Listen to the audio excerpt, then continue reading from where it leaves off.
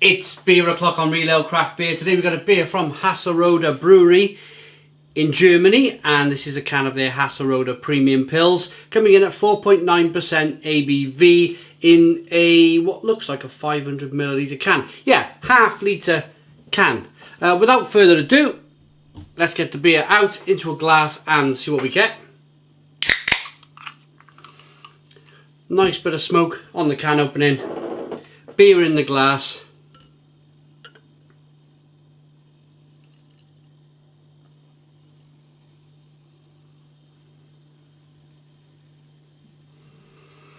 Fancier pils, really fancier pils, one finger white head, slow moving carbonation,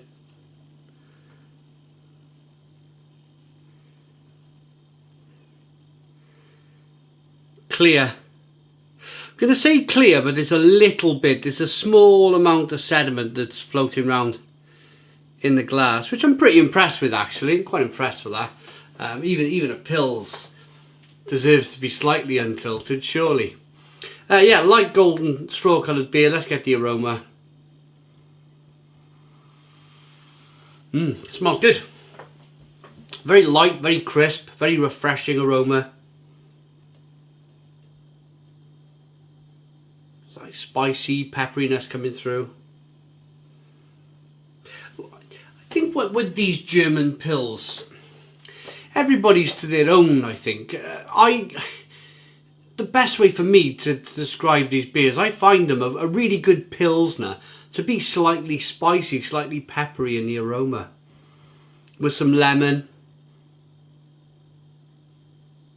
Some people might pick up, stinging nettle.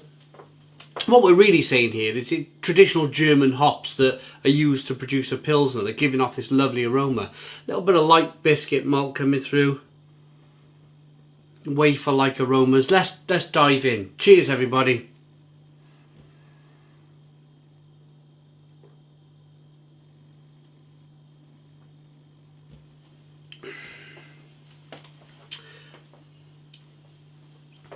Ooh. That has got a really, really nice bitter bite to it. It's not a bitter bite that you're waiting for it. It's like snap, bang, there it is. Have your bitterness straight away. Took me straight back to, I don't know, being a teenager on holiday in the south of France, where you pop into a shop and, in France you can, it didn't matter what age you are, you can purchase beers. I used to buy bottles of the little French Stumpy bottles, and this kind of reminds me, it kind of almost took me straight back there to that really crisp, really bitter. But back then you were like, ooh, as a teenager, you were like, oh no, not for me, well, just old in your nose type of thing, drinking it. It's only when you get older that you start to appreciate the flavours that are really in the beer. The reason why this bitter is beer. The reason why this beer is bitter, should I say. Yeah, and that just takes a bit of time to get used to, I suppose. Let's get the rest of the can in. Let's see if it's can slightly unfiltered. It's a good ABV, 4.9%. I picked this up very locally to me. Some of you might know this shop as the Keg Hub on the internet.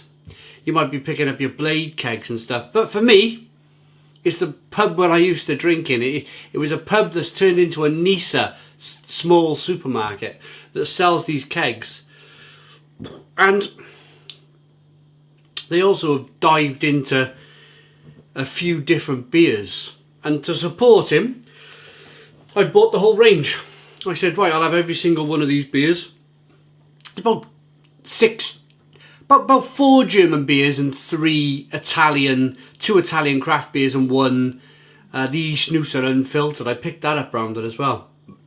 Just to, if somebody's going to really try and change their shop for the better, then I'm going to support that all day long. It helps me. If that place over the road sells good beer, I haven't got far to go. I literally walk down the lane to this shop.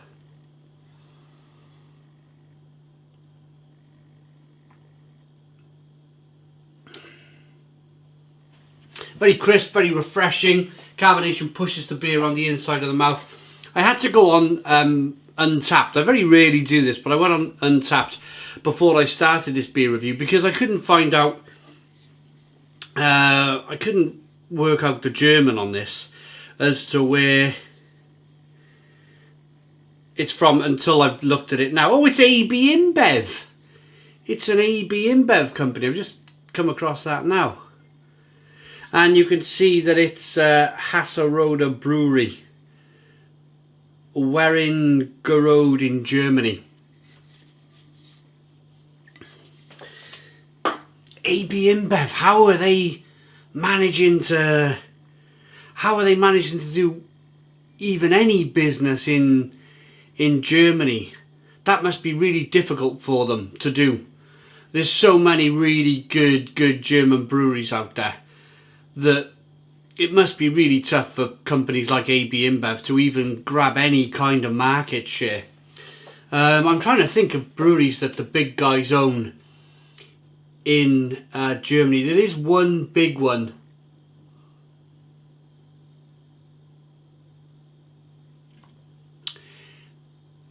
White Can. They do a Pilsner. That's I think that's AB InBev. But this is the first time I've heard of this brewery. First time drinking any of their beer. Never had anything from them before. I'm slightly surprised. I'm slightly surprised. I mean, this guy over the shop, he's not to know. He's not to know. He's new to beer himself. He's very new in buying beer. So, he's bought some InBev stuff now, which is probably very cheap in Germany to produce. And, I think it was about £3 a can, this.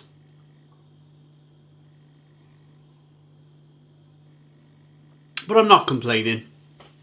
I'm not complaining. It's clean, it's crisp, it's refreshing. It's got a nice bitterness on the back end. It's quite nicely balanced between that little bit of light, crisp, wafer-like malt and the bitterness on the back end.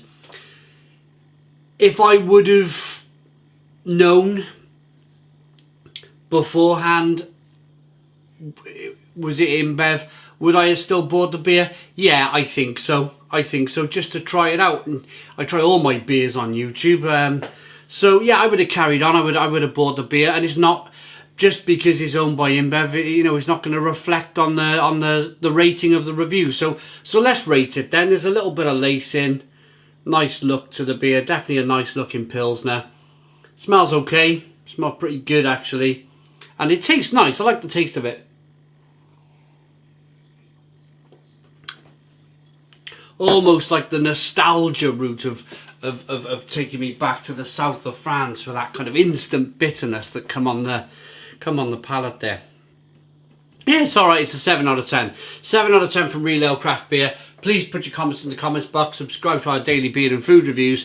Give us a big fat thumbs up. Boom! Cheers!